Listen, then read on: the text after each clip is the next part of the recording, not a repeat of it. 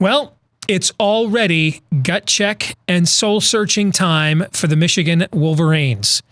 We'll discuss next on this week's edition of Michigan Podcast. But there's going to be one team that's going to play solely as a team. No man is more important than the team. No coach is more important than the team. The team, the team, the team. Looks deep for Anthony Carter. Waits for it. Hit. Caught. This is no time for that. In the pocket and a sack. Tim Jamison. Brady gets terrific. Throws it. Get it. Touchdown. Knight again. Schultz just before Brazil got him. And a leaping interception by Woodson. Harbaugh back to throw over the middle. Caught by Collier at the 5 on his feet. Touchdown, Michigan. On its way. It's good. He's 5'7", 179 pounds, a junior at Michigan. But Jamie Morris packs a wallop, and he delivers for Bo Schembechler. And here's your first play. Pressure coming. Sack.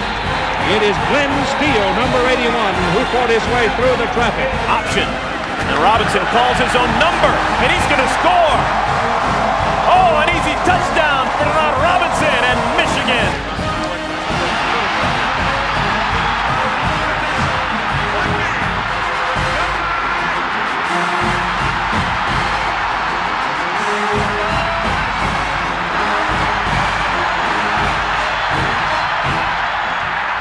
Win it. We're going to win the championship again because we're going to play as a team. And when we play as a team and the old season is over, you and I know it's going to be Michigan again. Michigan.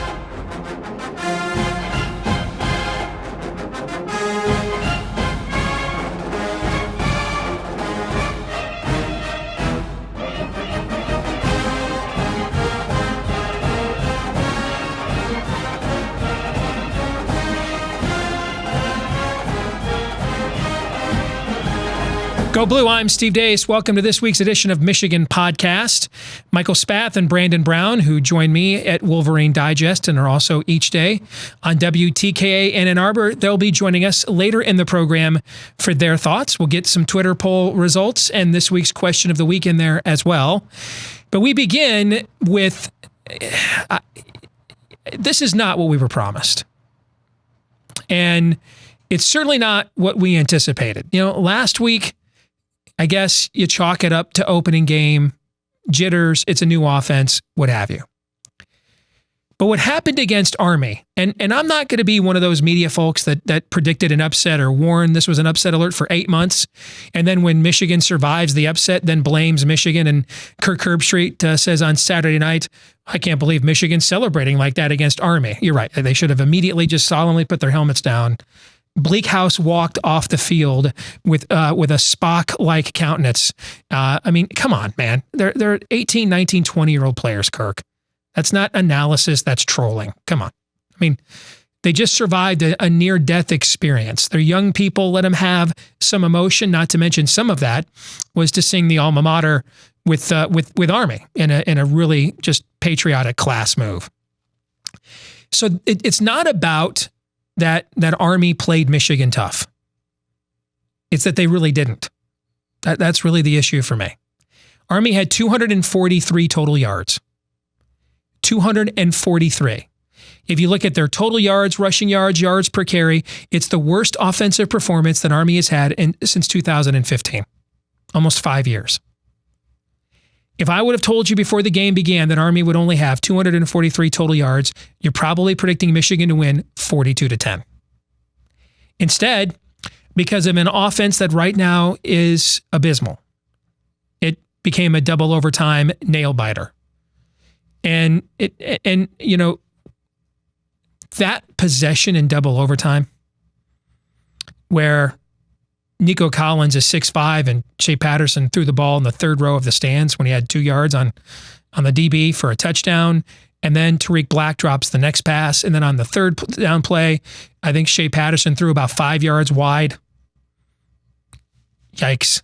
So the pre-snap penalties, the turnovers, Michigan right now is 106th in the nation, I want to say, and turnovers lost through 2 weeks. So perfect. No, Shea Patterson was not instructed not to give the ball off on those zone reads. In fact, Josh Gaddis blew that narrative up at his Monday press avail. So this offense, if they don't get it figured out, and at some point they will, all right? The coaches are too good, the talent's too good. At some point they will, but maybe they could do it before they lose 2 or 3 games and blow the season. Because coming up next, and we'll get into this more next week, but coming up next is a Wisconsin team that in the AP poll era has had the second most dominant opening 2 games by a Big Ten team since 1936. And this is a revenge game for them. They've got a bye week too, although they probably would like to keep playing with the way they're playing right now. There's a lot of questions that Michigan needs to answer, all of them on the offense. The defense, for as young as they are, if I see one more trolling take, I thought Don Brown practiced for 8 months against Army. He did, and that's why they only had 243 yards and their worst defensive performance in 4 years. So shut your hole and do your research, Twitter troll. That being said, though, that offense, if they don't get it figured out, if they don't get the quarterback figured out, if they don't get the scheme figured out, it threatens to wreck what we all thought was going to finally be the season we've been waiting for 15 years. So there's a lot, and yes, did I just say 15 years and now I want to cut myself, reminding myself it has been that long. With that said, though, there's lots of questions that we could ask. I'm going to narrow it down to 3. Here are the 3 questions that I think post-Army in this bye week, the Michigan coaching staff has to answer these 3 questions, all right? Here's the first one I think they have to answer. What are we actually trying to accomplish on offense? What are we doing here? 12 straight runs in the fourth quarter, 27 out of 14 plays we're running plays. Where is the speed and space? Very little tempo, very little attacking downfield. Why do we have a quarterback just not even making the defense be honest on the edges? Why are we so desperate on offense with all of the recruits we have, all of the depth we have, all of the weapons we have? Why are we so desperate that we need a freshman running back who was overcoming a knee scope in the spring and didn't participate in spring drills despite being an early enrollee whatsoever? Why do we need him to carry the ball 33 times and play about 65 plays? Why? What was the point of putting Dylan McCaffrey out there for 1 snap in the second half and then yanking him after 1 play? What are we doing here? I mean, what's the vision? What are we trying to accomplish? And yes, obviously to score more points than the opponent. But what is it we're trying to accomplish in order for that to occur? Right? I think that's the first question Michigan has to answer, which is the vision question. And that leads to question number 2. Whose offense is this? Now, Josh Gaddis and Don Brown spoke to the media on Monday, and props to Michigan for that. A lot of schools won't let their coordinators talk during the season, particularly the offensive coordinator, because of the scrutiny that goes along with it. Josh Gaddis did. He was very impressive. Clearly, you can see there's some future head coaching material there if it turns out he knows how to coach offense. We don't know that yet. We're about to find out. But he owned up to everything and took responsibility for it, but also said the vast majority of this is a lack of execution, or what we call on the show LOEs. He also said something interesting. His entire offense is predicated on read options, both in the passing and running games.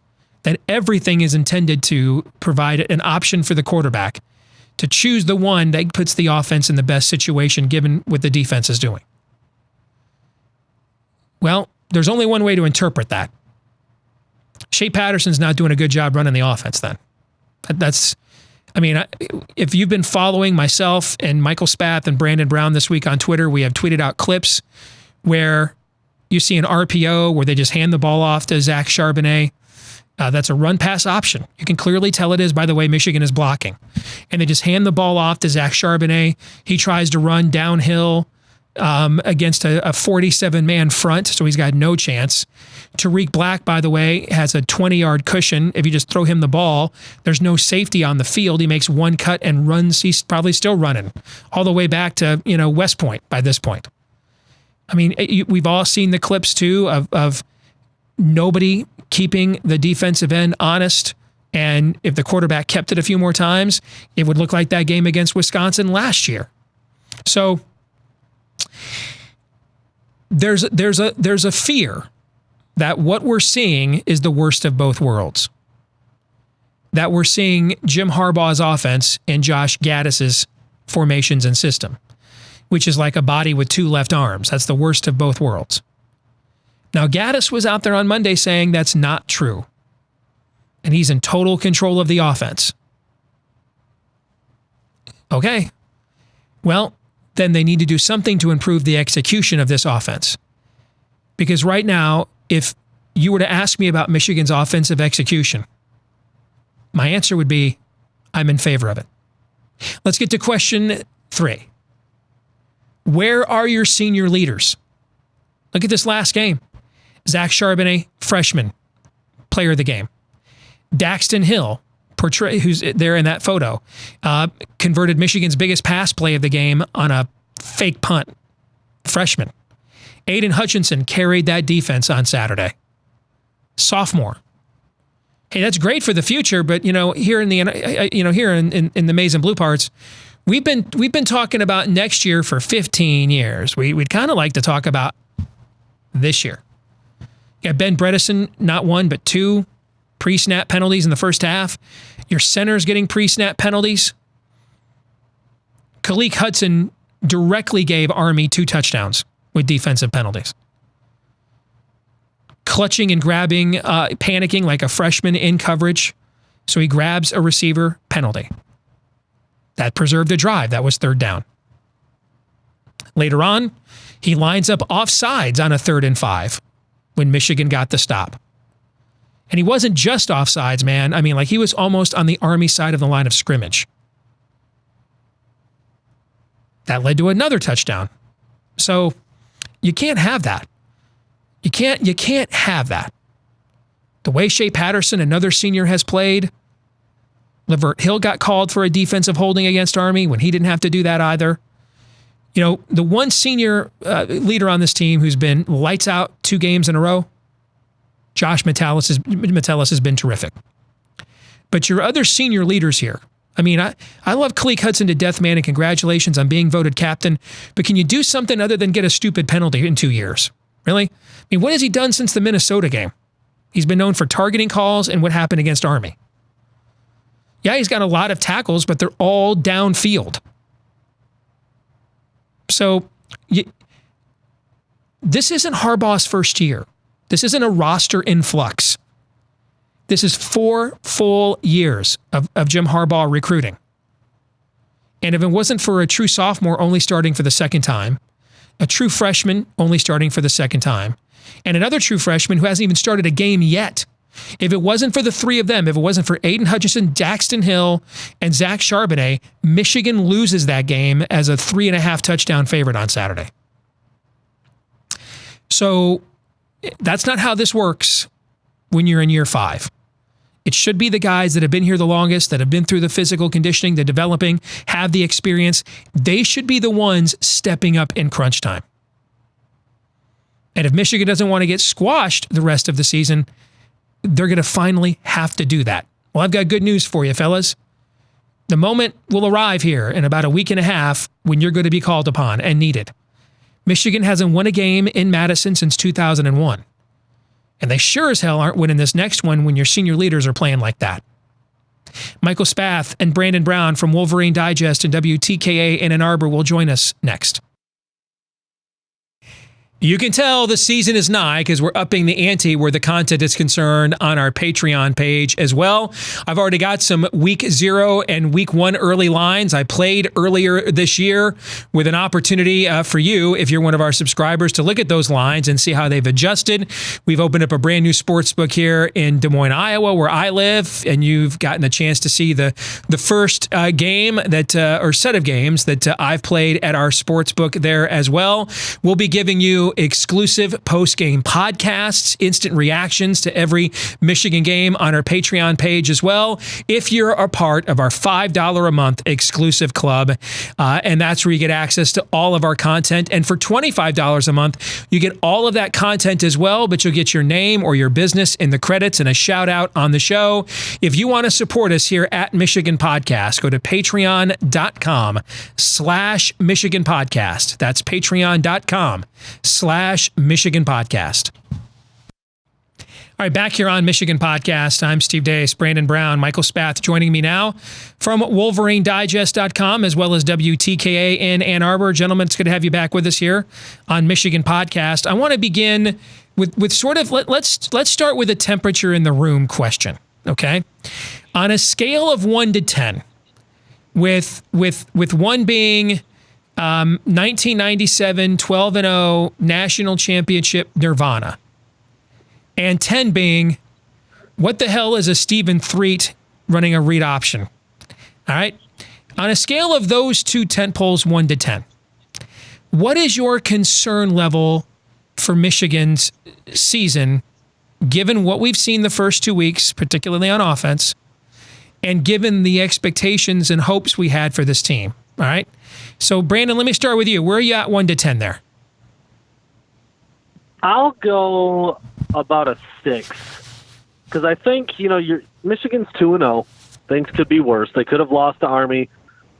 I think Middle Tennessee showed that they're not a bad team. I mean, obviously Michigan ended up winning that game by 20, so it was never really that close. But all things considered, Michigan is 2-0. But I got a little heated on the radio today with Mike, especially the last possession for Michigan in regulation just makes me scratch my head and go, what are they doing with this type of approach? I thought Josh Gaddis was all about explosive plays and let's be aggressive and go score. In fact, I referenced his pinned tweet on his Twitter page, and it talks about exactly that. Speed and space, be aggressive and score, be dynamic, like all these hot buzzwords, and it was like the exact opposite of that in regulation. They tried to eat clock. They wanted to get it down as close as they could. They didn't act like they wanted to score a touchdown at all, at all. And that's a problem. That's a problem for me. 2-0 is great. I'm happy that they won both games, but Josh Gaddis was hired to come in and do something completely different, and it has not been different. I mean, so I don't think it's time to, I don't think it's time to panic. I don't think it's time to start thinking about, well, better luck next year, or let's think about who's going to be running things in a year from now. I don't think it's there yet, but I was really discouraged by how that game played out down the stretch.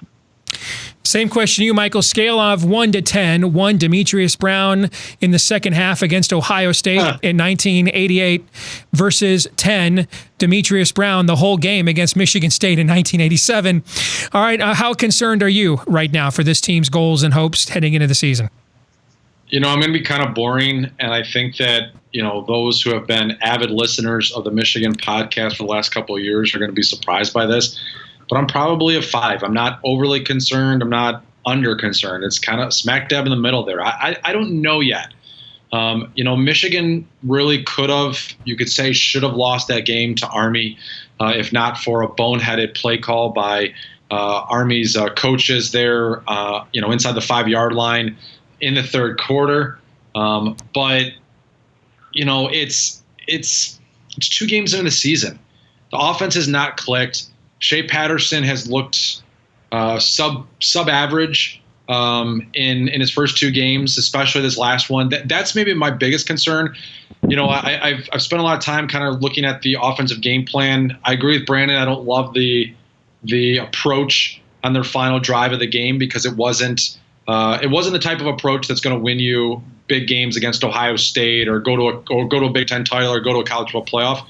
But I do think a lot of Michigan's issues in this game against Army were bad quarterback play, and that is a concern.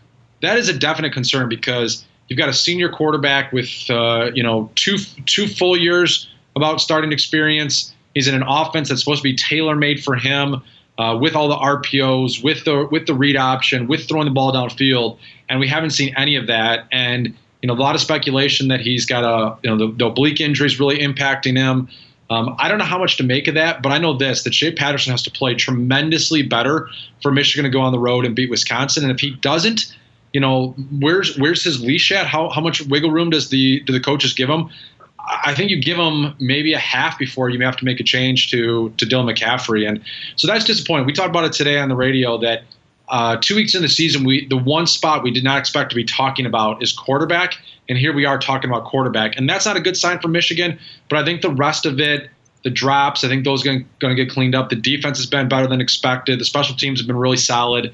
The offensive line is going to get a boost when John Runyan Jr. comes back. The running backs have been better than expected. The tight ends have been really good. So I think the other pieces are there, but they just need better quarterback play. All right, gentlemen, let's see if we can get some clarity on what have been some common tropes this week. And you guys let our audience know, if they can maybe separate clarity from some confusion. All right, so the idea that these weren't really read options or zone reads. Al Borges told Sam Webb on WTKA that there's only one of those plays where Shea Patterson should have kept it and run the ball. Now, I have no idea why we're taking offensive coordinator advice from Al Borges, but we'll go with it. Meanwhile, Josh Gaddis at his press avail on Monday, and I wrote about this for Wolverine Digest, he made it plainly clear his entire offense is a read option, both in the passing and running game. Everything, it gives the quarterback options. And seemed to all but just flat out say that Shea Patterson wasn't running his offense properly. So let's get some, and both Harbaugh said he was healthy, and Gaddis said he was banged up, but it shouldn't have hindered him at all. So let's start there on the clarity front. What can you clarify on, was he supposed to keep it on those read options? Was he not?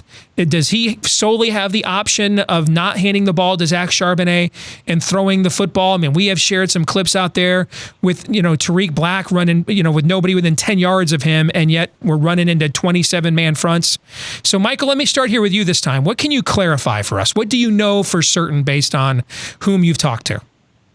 I know for certain that in I believe it was the fourth quarter and in overtime, Michigan ran the ball on 12 consecutive offensive plays. I can clarify for certain that was never the plan to run the ball on 12 consecutive plays, and that I think 11 out of the 12 were run by the running back, by Zach Charbonnet or by Christian Turner. That's just too many carries. I know that Al Borges said that there was only one time where Shea should have kept it. But man, I mean, not to say I know more than Al Borges, but he was a very conservative coach during his time in Michigan, who, in some ways made two really athletic, really talented, really strong dual threat guys into worse versions of themselves, and that being Denard Robinson and Devin Gardner. So I'm not going to sit there and go like, oh yeah, he only should have kept it. I think there's a mesh point, a 50-50 mesh point where he could have kept it on a couple of more, or he could have handed it off. And in every single situation, he handed the ball off because either he felt like he was hurt or he was mentally scared of the moment and didn't want to take the ball. I counted 3 opportunities out of those 12 where I really thought he should have kept it. Again, someone can disagree with me, but where you look and see a lot of green space that he could have picked up 6, 8, 10, 12 yards and given Army's defense something to think about instead of them just always crashing with their linebackers, the B gaps and the corner blitz and the outside linebacker blitz just coming in to stop the running game. And then in terms of the amount of passing attempts, looking at it, and like you said, you showed some film, and we're going to be looking at some film more later. I do think there are times where the RPO was in full effect and he could have thrown the football and chose not to throw the football. I mean, the term that I had a couple former players share with me, including a quarterback other than Devin Gardner, was that he looked shell-shocked. That in the entire second half, and especially that fourth quarter, that Shea Patterson was not seeing the field, was not seeing the defense, and then that happens, and you kind of go into in the fetal position a little bit. As a coordinator, you're stuck unless you make the quarterback change, which I still think they could have done. But yeah, I think a lot of this frustration is on Patterson. And again, that's not a good sign if your senior quarterback 2 games into his final season is struggling that much mentally. So, Brandon, doubtful that since we all kind of know who several of Michael's sources are here, doubtful that we're going to have better information than that. So let me pick your brain analytically. Okay. If all of that is true, what is the purpose of having one of the few deep quarterback rooms in the United States of America? Just to have, like, I can understand why Devin Gardner, when he shut down by his own admission, talking to Michael earlier this week, he kind of had a shutdown moment like this. I think he said against Akron. Well, if you ever saw Russell Bellamy for 3 seconds, I can see why they might have made some of those decisions, right? But when you've got the quarterback room they do, to the point that they think Dylan McCaffrey is so special, they got to interrupt the flow of the game to find and contrive ways for him to play. Why are you allowing your entire offense to be handcuffed by your quarterback who's having a deer in the headlights afternoon? Why would you do that? Yeah, I don't know. I mean, we talked about this topic on the radio today too. I mean, it's, Jim Harbaugh said before the season started that Dylan McCaffrey was going to play in every single game, and we saw a decent amount in the first game against Middle Tennessee. In the second game against Army, Dylan McCaffrey did not touch the field in the first half. In the second half, he came out, I think, on the second offensive play of the game and threw a very strange pass, after being cold and sitting on the bench for, what was probably more than an hour of actual time. And then he came in for 2 or 3 more plays to hand the ball off during one of those long stretches of 8 or 12 straight runs. It was just a bizarre usage of a kid that obviously has some ability running the ball. I assume he hasn't forgotten how to throw the ball. I mean, I don't know if calling him in cold off the bench in the second half and having him throw a weird slant pass is really the way to do it. But he's a capable guy. I don't know. He's obviously not ready in some way, or else we would have seen him, I think. The whole plan from start to finish is just really strange to me. Didn't challenge vertically down the field with superior athletes to anything Army can put on the field. Didn't run Dylan McCaffrey at all, even though that's all he did pretty much in the first game. And he was barely even in, period, even though Jim Harbaugh said that he wants to use him every single week. And so it doesn't add up. Something seems off.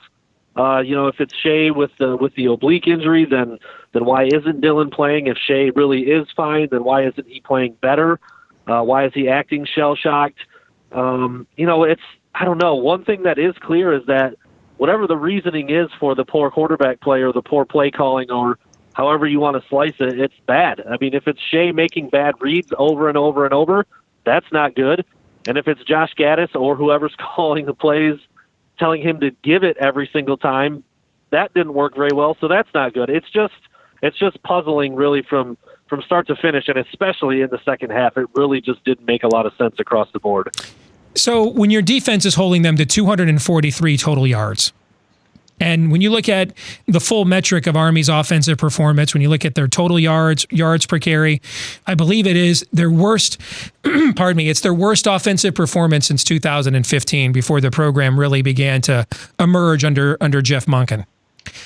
With that being said, if I would have told you guys Army was going to get 243 total yards before the game, we all would have thought Michigan wins like 42-10. Yeah. So your defense is holding them to 243 yards. Brandon, can you help me understand why Michigan thought the right strategy was to play right into Army's hands by doing everything they could to make this a one-possession game? And then when they were doing that, when they had a chip shot field goal that would have for the first time put Army behind, they played from ahead the whole game. They faced no pressure at all. You put them behind, and then you kick the ball into the back of the end zone and pin them deep in their own territory, and now the crowd is involved. That was then the time they decide to get all creative. Can you help me understand that, and our audience to understand that, Brandon? Shortest answer in the history of podcasts: no. I can't. I can't. I don't understand it. I don't understand it. I mean, I don't mind going for it on fourth down. I really don't. I mean, when you lay it out like that, yeah, kicking the field goal probably would have done it. I mean, the way that Michigan's defense was controlling them, for the most part. I mean, Army was getting some yardage, but it was taking them a long time to move the ball down the field, and they're okay with that. But that's not. They don't have the time with 2.5 minutes to go at the end of the game if they're down 3. If Michigan knocks through a field goal, or however it ends up being, or you kick it deep and it's time. I mean, there are a lot of ways it could have played out. I don't know. I don't like I said, from start to finish, offense and defense, just a lot of decisions, a lot of choices made just don't really seem to add up and don't really seem to go with what we heard coming into the season. Just a strange game that I guess we're lucky Michigan won, but just leaves you scratching your head a lot heading into a bye week and then with Wisconsin down the line. Michael, you cover sports year-round on your show, not just Michigan football. Can you name me a sport where the clearly more physically talented and gifted team believes the right way to win is to let the team that's demonstrably less talented hang around the entire time so it becomes a one-possession, one-play game? Can you name me in any other sport where that's the game plan? Shortest answer in podcast history, like Brandon said. No. I mean, I think the hard part was, and this is where fans, I feel their frustration, and where, we do this a lot in sports where we compare one situation to another, and it may not be the same. Why is our 5-star quarterback not performing well? Look at all these 5-star quarterbacks that are awesome. And then you ignore the 5-star quarterbacks that aren't playing well. Or, why can't our true freshman quarterback go out there and do what Trevor Lawrence did, when we ignore the fact that Trevor Lawrence is like once in a quarter century type of talent at that particular position.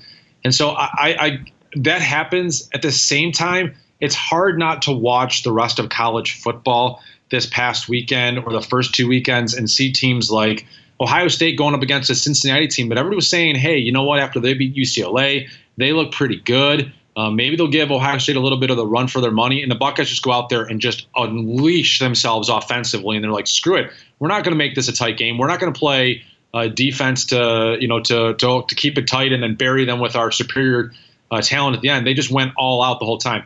LSU, Texas, down in Austin, and LSU is out there firing the football all around the field, saying we've got great athletes. We trust them. We're going to go win this football game right now. I mean, you saw it over and over again, and I just don't understand the stubbornness. I mean, when people accuse Jim Harbaugh of playing 1970s Bo Schembechler type football, this is the stuff that they can point to. And this is Lloyd ball, and this is now what's being coined Harbaugh ball, where it's just play for the defense, play for special teams. And, we saw it last year in that Ohio State game. That was the game plan against Ohio State down in Columbus was keep it close to the vest, don't make mistakes, no turnovers. Let's rely on our defense. Let's keep it close and win this one 24-21. And we saw how that shaked out, because Ohio State was like, screw it, we're going all out after you. We're going to attack, and they blew Michigan's doors off. And so, no, I don't get why that is not the mentality. That was supposed to be the mentality. That was all the offseason talk. And at least in 2 games, we haven't seen it. And certainly to play into Army's strengths, especially in that fourth quarter, hey, we're just going to run the clock, and hope that we end up with the ball with 4 seconds to go to try to kick a game-winning field goal. I don't understand that at all. So this, to me, in light of what Michael just said, and he previewed where we're going to go next, this to me is the $64,000 question here. It is the elephant in the room. So Michael mentioned LSU. If you look at the total team talent ratings that I put together for my preview, Michigan and LSU's rosters were ranked 5th and 6th most talented in college football. The 24/7 total team talent composite has both teams in the top 10. They have deeply embedded cultures of pro-style offenses. LSU going back to Les Miles and Nick Saban, and Les Miles, of course, a Bo Schembechler disciple, and of course, Jim Harbaugh being one as well and coming from the NFL. And so they have commensurate talent. They're both loaded at wide receiver. They both have transfer senior quarterbacks. It's just that Michigan's is the guy that, until Justin Fields showed up, was the highest rated quarterback recruit to come into the Big Ten, I think, in the 24/7 sports composite era. He was the 5-star. So, and LSU is making the exact same offensive transition. In fact, the guy they hired, Coach Brady, was the grad assistant under Josh Gaddis when he was the wide receivers coach at Penn State under Joe Moorhead. This guy was their grad assistant. So he's the grad assistant. And they've made the same switch Michigan has made. They're actually on their 3rd offense in 3 years, because they tried to switch to Matt Canada's offense in 2017 and it didn't work. They fired him. They went back to the stodgy pro style last year, and now they're making. So this is actually their third offensive system in 3 years, and the coordinator was the GA under Gaddis. How is it possible? Like, they're not even just a little bit better. Like, we're not on their astral plane right now. I mean, it's not even our center is falling on his ass trying to give out the pre-snap reads. Okay, we've got All-Americans getting pre-snap 2 penalties. The turnovers were 106th in the nation in turnovers. That pass that Shea threw to Nico Collins in the overtime, where he had his man beat by 3 yards, I think it landed in the third damn row of the end zone seats. Mm-hmm. How is it possible, with commiserate talent and a younger coach with less experience, and on their third offense in 3 years, and facing far tougher competition last week than we have faced so far, how is it possible LSU looks so much better than us? Does anybody know the answer to that question, either one of you? I'd like to know that one. I'll take a stab at it. I really think it comes down to just the way that the mentality you have if you play with aggressiveness. I mean, it's a little bit like the Don Brown. I know that Don Brown got burned by Ohio State a couple of times, and people a little bit of the shine is off that. But he always says, "I'd rather have my guys make mistakes going all out and being aggressive and being man to man and in their face than kind of playing with some trepidation." And that works for defense.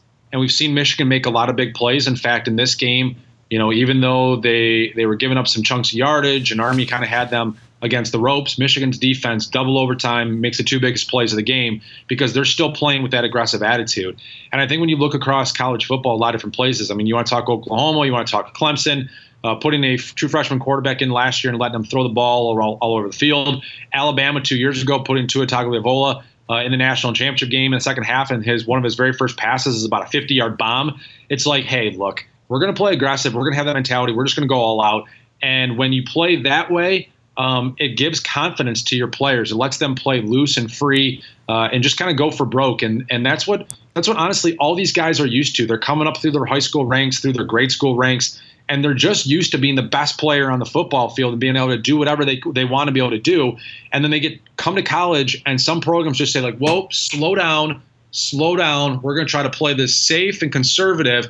And that goes in the exact opposite of everything that they've known as a football player in their lives so far. And to answer, I mean, LSU has the mentality and have a quarterback that is willing to take those chances. And I thought that's what we were getting with Josh Gaddis this year, and maybe we still are. Maybe that's still there and just hasn't had the quarterback play. But, I mean, that's what's got to change going forward here. If they're going to beat Wisconsin in 2 weeks, they've got to have an aggressive, we're going to take a shot every single time we're on the football field, as opposed to, if Michigan tries to win that game against Jonathan Taylor in Wisconsin by slowing down Wisconsin and controlling the clock to keep them off the field, and they try to win that game 21-17, what's going to happen is they're going to lose that game 28-10. Mm-hmm. And that's just what we're going to find out here. I don't know the answer to it yet. I think everybody's jumping to conclusions and overreacting. I've been guilty of that in the past. I don't know the answer to that yet, but I think we're going to know the answer to that in whatever that is, 11 days from now. Well said. Brandon, you get the last word. Go ahead. No, Michael said a lot of really good things, and I agree with all of it, but he left out 2 major words that I think is the underlying cause of all of it, and it's Jim Harbaugh. I mean, I hate to say that, but it's pretty clear that Ed Orgeron at LSU trusts his offensive coaches. He's got an offensive coordinator and a passing game coordinator that completely turned things around for Joe Burrow and their offense in 2 games. I mean, what we saw out of LSU against Texas would have never shown up last year for LSU, and obviously they went through a complete overhaul.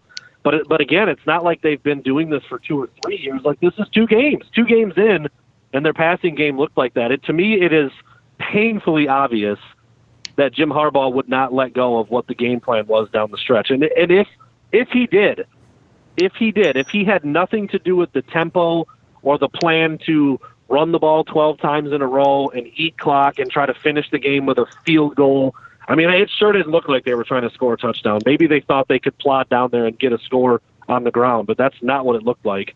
So go down there, get a field goal, win the game by 3, and call it a day. If that really had nothing to do with Jim Harbaugh, then we were all duped by what Josh Gaddis has been talking about and what he said he was going to do.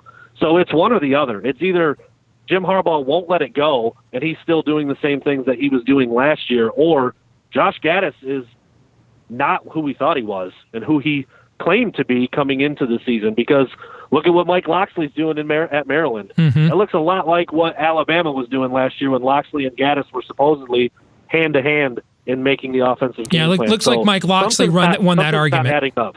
Doesn't it look like Mike Loxley won that argument, Brandon, that he was having with Josh Gaddis a month or two ago? It sure does. Yeah. That's what I'm saying. It's either Jim Harbaugh refusing to take his hands away, or Josh Gaddis just isn't who he said he was going to be when he got the job. I mean, it's that simple. Well, gentlemen, I think this is one of the most important games of the Harbaugh tenure. And I will be fascinated to see what we come out with next week. We'll break that down. We'll preview that game. I will say this, though. I agree with Michael's analysis. If we try to win this in traditional way, in that environment, we're not executing efficiently enough. No way we win that environment. If we unleash the hounds and just say, you know what, you guys, athlete to athlete, can't cover us, and we'll take our chances, and maybe we'll have a deflected interception or two, but we might throw 4 touchdown passes at the same time, then I think they can win the game. I just doubt, after what we saw the first 2 weeks, that they're willing to do that, because we were all told that's what they were doing this offseason. In fact, guys, let me throw this at you really quick before you go. One of the things that really mystifies me, and you guys are closer to it than me, the fall camp hype, and every school does this, and I don't know why any school would walk in and say to the Michael Spaths and Sam Webbs and Chris Ballases of their market, guys, we're going to suck this year. Nobody's going to do that. Okay. That's just not in human nature to go into the season after waiting all this time and all the prep work and expect doom, okay? But this spring, after our spring game, there were coaching clinic videos and accounts on YouTube that don't give a rip what Michigan's record is. They're just looking to share how-to clips and share them with coaches around the country that were so impressed with what they saw Michigan show in the spring in terms of their quick evolution to this RPO offense. They were sharing these clips with high school and college coaches around the country. All right? Where the hell is that in the 2 weeks we've been here? We have all been given, this isn't our first day working in sports media. We've all had sunshine pumped up our ass, all right? But when I watch coaching clinics sharing our videos from the spring with other coaches around the country, and then I compare that to what we are doing, what the hell is that? Do you guys have an answer to that? No. It's exactly what I've been saying. I mean, either like I said, Jim Harbaugh is just he got freaked out as the season approached and said, I can't let it go. We're going to do stuff like I've always done it. Or Josh Gaddis just is not the guy that I thought he was. I mean, we've all heard from a lot of people who have been around Josh Gaddis that he's progressive, he's intelligent, he's aggressive as a play caller, as a schemer, that he wants to score points, that he wants to go fast, and it hasn't been there. So, I mean, look, the facts are the facts. Put on the tape and watch it. And if Josh Gaddis claims to be all of those things I just named, then it's not bearing out on film. So, I mean, yeah, I would. That's my question too. That's my biggest question. Again, I'm not hitting the panic button. Michigan's 2-0. They beat 2 far inferior teams in less than impressive fashion, and they got a big one coming. So something needs to change. Well said, both of you. Thanks for your candor for being a part of the program this week on Michigan Podcast. And next week, we will break down the Big Ten opener against the Badgers in Madison. Thank you, guys. Take care. All right. Thank you. Thanks. Well, as you just heard, we're very excited about the addition of Brandon Brown to our website at WolverineDigest.com. He has been a fixture covering Michigan football, particularly recruiting, but team-based stuff as well for the last several years for the Wolverine. And now he will be doing the same for us here at WolverineDigest.com, beginning with focusing on covering both Michigan football and men's basketball. Then he'll be branching out from there. And we've already upped the content ante quite a bit, but it's about to get a massive turbo injection here from the likes of Brandon Brown. So we're very excited that Brandon is joining us here at Wolverine Digest. That's a great place for you to keep up with everything we do all week long in between episodes here at Michigan Podcast. Just go to WolverineDigest.com. This week's Twitter poll results, we asked you, who should start at quarterback for Michigan against Wisconsin? And oh boy, whoa, Nelly, as Keith Jackson used to say, that's pretty close to a split decision, 51-49. Shea Patterson getting the edge over Dylan McCaffrey. So there you go. This week's question of the week, Jamal Green asks, how did this look so good, this offense in practice, allegedly, and the spring game? And then this nonsense is what reality shows. Scary part is, if this is how you are at home, how's it going to look better on the road? Well, a couple of things there is in the spring game, there's a lot of coaching film out there with analytics folks who share coaching clinic videos. There's a lot of those videos that were very favorable to what Michigan showed in the spring game. And people were demonstrating, hey, here's how it looks, a really good transition to this kind of offense. So it wasn't just your typical fall camp hype. You know, we kind of mainline that around these parts, tap the veins, hit our favorite website, right? Just start doing maize and blue lines of hype, okay? But you know, folks who could give a rip what Michigan's record is, they're just in it to, you know, looking to teach concepts. We're very impressed with what they saw in the spring. And they were sharing the clips and the videos all offseason. So this wasn't just the hype machine. There is some disconnect there. And, you know, if you listen to the roundtable we had this week with Spath and Brown, you heard us address that topic. I also wonder, maybe it might be better off if Michigan went on the road right now. Because our fan base, man, and I don't blame any of you, 15 years, 15 damn years since we have done anything significant around here. We've had some nice seasons, but it's been 15 years since we've had a significant one. That's the longest drought in the history of this illustrious program. And I don't blame any of you for being at your wit's end, particularly with the comedy of errors that was the offense on Saturday. So we've got a fan base right now that's on tilt, to use a poker term. And you could sense that on Saturday. Even I could sense it watching the game from Iowa, 500 miles away, where I live. You could sense that the stadium was like, are you freaking kidding me? Josh Gaddis talked on Monday that his players are very aware of the expectations for this team, and he thinks they're playing tight, and they need to loosen up and relax. Right now, our fan base is like Charlie Brown. Lucy has pulled the football away so many times that at the first sign of adversity, at the first sign of, here we go again, we're like, here we go again, right?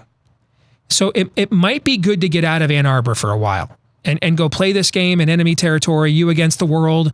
Nothing to lose. I think Wisconsin will be favored in the game. Won't be by much, but I think they'll be favored. And you just go up there and you're like, you know what, man, everybody's against us. We got to hit a reboot here, show everybody what we're about. Maybe that's for the best, because right now, locally, the fan base is, I mean, the peasants are about to storm the Bastille here. And I think you could sense that in both Don Brown's fiery rhetoric at his presser on Monday, although it wasn't needed. He proved himself on Monday against Army's offense. But especially in the forthright and transparent way, Josh Gaddis addressed what we've seen in terms of the deficiencies on offense, and him addressing that the team is aware of the pressure on this team. So maybe it's better, Jamal, for them to get out of Ann Arbor for a while, go on the road, go into hostile territory, them against the world, and see if they can come together as a team. Because right now it doesn't seem like they have done that yet so far. Well, thank you very much to all of you for watching on YouTube and listening this week on iTunes, Stitcher, and Google Play. Whatever is the platform of your choice, whether it is YouTube or a podcast, like, subscribe, rate, 5 stars. whenever, however it's appropriate on that platform. Please, the more of you do that, the more likely we are to find more Michigan fans like you. Share this with the Michigan fans. Word of mouth is the way that we try to spread the word about what we're doing here each and every week at Michigan Podcast. Don't forget to check us out online at WolverineDigest.com. Follow me on Twitter at Michigan Podcast. Special thank you to our friends at Detroit Sports Podcast as well.